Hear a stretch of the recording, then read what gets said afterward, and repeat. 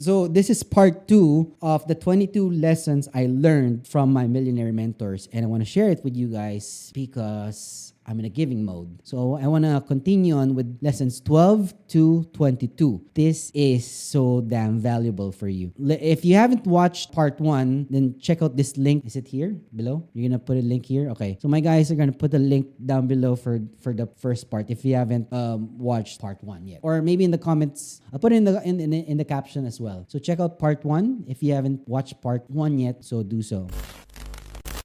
So let's go to number 12, which is to learn how to give back to your community. So you've made your money, you've made your mark. Don't forget to give back to the community that gave a lot to you. The respect, not just the support, but everything else that they've given you. Learn how to give back. 72% of millionaires, this is based on data, volunteer at least 5+ hours every month. It's just 5 hours. Whether it be just for show or whatever, they do it because it's an obligation that they have. And it's something that they like to do. So millionaires paid forward by donating their time, they donate their talent, and they donate their money. Right? And it's not just money. So there's time that you can give, your talent, your knowledge that you can donate. They have a saying that a rising tide lifts a boat. If you are a rising superpower, it means that you can lift others up. And that's the way you do it. You give back to the community. So that's number 12. Number 13. And this is something that's very important because there's no use for your wealth if you don't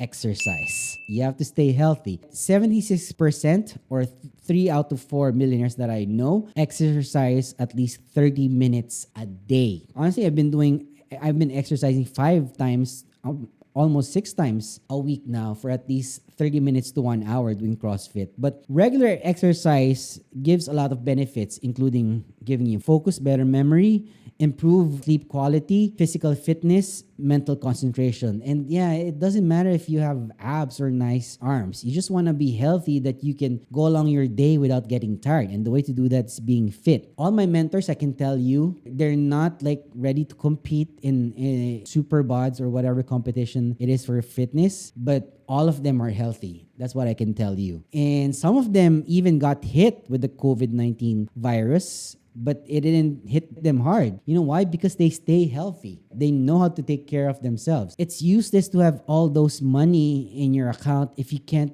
stay healthy. What's the use? A healthy mind lives in a healthy body. It goes both ways. For this to be healthy, everything else has to be healthy. So that's number 13, exercise. Number 14, it's very important to build an emergency fund. And a lot of people will have probably discovered it during the pandemic, wherein they don't have emergency funds. You know what's crazy? Majority of Filipinos don't have at least 50,000 pesos in their bank account, which is scary. It means that all people use their money to pay off something. So, and that's why if you have 50,000 pesos in the bank, it means that you're using that to pay off debts. If you have at least an extra 50,000, it means that you have funding for anything that comes up, right? And 50,000 is not big anymore nowadays. I would say to have 50,000 every month for at least 6 months is about 300,000 that you need to have as emergency funds for the next 6 months, assuming that you're not gonna make money in the next 6 months. So if you have 300,000 that you can put out as an emergency fund, do so. It's gonna help you. Otherwise, you're gonna end up borrowing money from other people and then just gonna end up with more debt. When the time comes that you have the capability to save money for emergency funds, do so. There's a lot of unexpected expenses that you may incur. Number one, for your house repair or car repair. It could be medical emergencies. It's crazy. Like the last time that I had a relative that had to go to the hospital just because of a COVID scare, it cost them more than $1 million. And good thing they have extra funding and they don't have to do some charity work or ask people for money because they have that fund in their account. So you have to take care of that and a lot more things that you need to purchase that could be necessary that you didn't think of. You want to avoid using your high interest credit cards to pay for emergencies because credit card has high interest rates. I've been down in debts before with credit cards, and a credit card is not used for emergency funds, really. It's your last case scenario type of thing. If you don't have that money right now, the credit card is your last resort. Use your emergency fund if possible, and it should be in cash. So that's number 14. Number 15, be an early bird. Almost half of self-made millionaires wake up 3 hours before workday begins. Waking up early means that you have lower stress levels. Number 2, you increase your positivity. Number 3, you increase your productivity. And number 4, you improve your sleep quality and improve your mental fitness. A lot of people say it's so overrated when people say wake up early, wake up early, wake up early. But not a lot of people will tell you to sleep early. And when I read that book on why we sleep, when I was told to read that book, it meant one thing. I have to sleep early if I want to wake up early. It doesn't matter if I wake up at 6. If I'm sleeping at 2 a.m., I'm not waking up at 6 for nothing, for no reason. So I have to get at least 7 to 9 hours of sleep. So if I sleep at 12, then I'm surely going to wake up around 7. If I get 8 hours sleep, that would be awesome for me. Usually I sleep 7 hours. I used to sleep 4 hours in a day, and that was so bad. 4 hours of sleep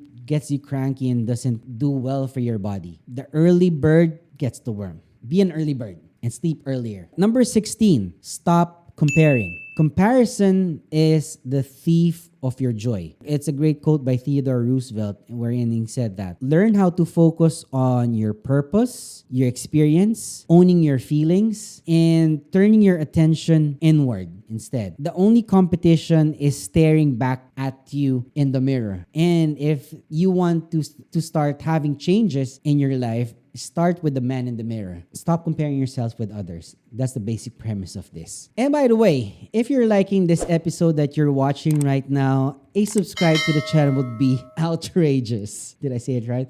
Outrageous. Number 17, learn how to optimize your time. What does that mean? Time does not wait for anybody. It means that, time goes on. It doesn't stop. It doesn't wait for you when you're ready. You can't say, oh, wait. I'm not yet done. Time will still continue to click, and go on. It's up to you what you do with your time. The poorest of the poor and the wealthiest of the wealthiest, guess what? Own the same thing. We all have 24 hours in a day. The wealthiest people and the poorest people in the world, they have 24 hours. Just imagine if we all sleep 8 hours in a day. So let's say we all have 16 hours in a day. What do the poorest person and the richest person do with their 16 hours a day? It's the biggest difference on why someone is successful and someone is not successful. Optimize your 24 hours by prioritizing your activity. Number 2, planning the day in advance, a day before. What I do, I use a notebook beside my bed and I write down 3 things that I want to do that day. 3 important things I want to do that day. And number 3, I start planning today so I can build a better tomorrow. I don't think about tomorrow because I'm already planning that today. And the things that I do today compound over time for tomorrow. Time is the ultimate currency that you have. Be careful how you waste your time. You never know where it goes to. Here's something I'm still learning how to do, but here's number 18. Buy used non-luxury cars. I've been tempted a lot to buy a brand new luxury car, but I haven't. The thing is, I always wanted a Range Rover. I always told a lot of people I always wanted a Range Rover. And during the time that I could afford to buy a Range Rover 3 times, because I follow the Jay-Z rule, right? So that the time that I could purchase a Range Rover 3 times, I didn't want to buy it, because my friend who's also a mechanic and a seller of cars said the depreciation value of a Range Rover is so crazy that it's like the moment it goes out of the store where you got it from, take 15% off of it immediately. Used cars, usually 14% of luxury cars are what real millionaires do. Here's the crazy thing.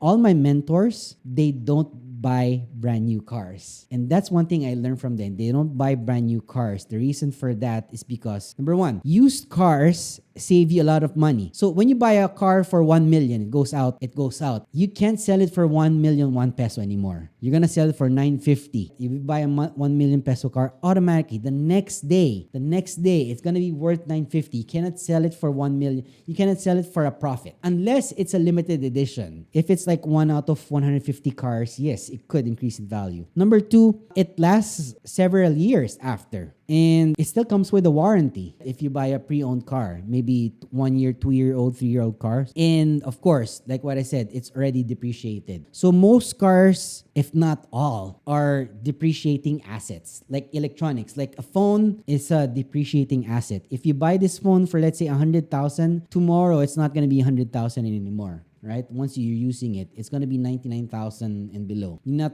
making money off of it. Don't invest in anything that brings you negative returns unless you're going to use it for a purpose for your work or your business. Make sense? 19. I've been contemplating this a lot and I want to put this in to this list, which is buy a forever home. 60% of millionaires and all my mentors, they have one thing in common as well. They live in a house that they've been living on for a very, very long time. It's a house that they live on, let's say, for the past 10 years, 15 years, and so on and so forth. They do have other properties as well. They have a vacation home or they have another house, but they don't live there. It's an investment for them. They buy it and then they sell it, but they remain in a home and they don't change that home. And another thing is that the millionaires that I know, that it's a home that's valued at least 25 million to 100 million, in that range. And they stick with that because they know and it appreciates over time. You don't need a mansion. You don't need an exclusive community. You don't need the biggest house in the block, because it's not the house that you live in that matters. What matters is it's the people that you live in that home that matters. Does that make sense? Live in a house that you can call a home. Any house can be a house, but not all houses can be a home. That's what I'm trying to say here. So buy a forever home so that you can focus on your business. Because when you have a home that you can settle to, you can focus on other things. You don't want to worry about your house because you're doing things outside of your house. Number 20. Surround yourself with winners, right? And this is an important thing. I don't surround myself with losers. I don't like people who want to remain losers. I want people to have a winning mindset. So this is one thing that I see with all my mentors is that they don't surround themselves with losers. They surround themselves with people who are winners or who want to win. Think about the 5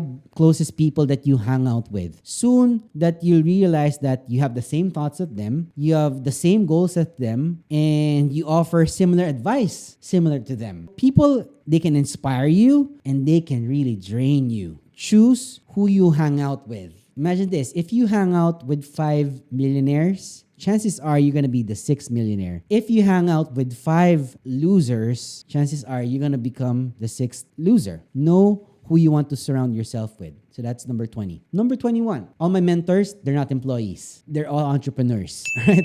2 out of 3 millionaires own their own business. If not, they own huge stakes in other businesses. It will take consistency, a lot of long nights, dedication, hard work, and sacrifice for you to be able to be an entrepreneur. But the rewards are, it's very fulfilling. It brings you more freedom. It's going to bring you a lot more money, and it's going to give you more time to do what you want. And monetize your passion and build a lasting legacy. Not all billionaires are the smartest people, or not all the richest people that I know are genius. They're just great at one thing. And that one thing that you're great at, that's what made them wealthy and rich. Be an entrepreneur in something that you're good at, that you like doing. And trust me, you don't even have to like what you're actually doing. If it's not something that you're passionate about, but it makes you a lot of money, trust me, you'll be a lot more passionate when the money comes in. Passion is really overrated. You become passionate about something that you're doing if the money starts pouring in. And lastly, number 22, which is build your network. Build your network. The number one predictor of your future success is determined by the depth of your network, right? How deep Ganong kalalim in Tagalog yung network mo. How many people you know, right? It's not what you know in business or in life. It's who you know, right? I don't care how much you know about something, but if it doesn't reach the important person that it needs to reach to, you'll never get far. That's why I always would prefer 100 networks versus just 1,000 friends. I'd rather have a network wherein I know there's someone when it comes to logistics that I can turn to, someone in finance that I can turn to, someone in accounting that I can turn to, someone with influence that I can turn, all those important people and figures that I need to surround myself with. With a network, you get support, you get opportunities, you get lasting relationships, and you get increased self-confidence because you know there's someone behind you that can support you in terms of business. I've had a lot of investors in my business, and most of them, they're not my drinking buddies by no means. We don't drink and sing kumbaya in any way, but we have an understanding and respect for one another and what we do and what we're capable of doing, and that's what you need. Someone that can understand what you're trying to build and do, and you're in the same goal line as this person. So your network is your net worth. That's all I have for you today. If you found value in this episode and the previous episode for part 1, hey, please subscribe. And don't forget to leave a comment in the comment section down below. And of course, I'll see you guys in the next video. Peace.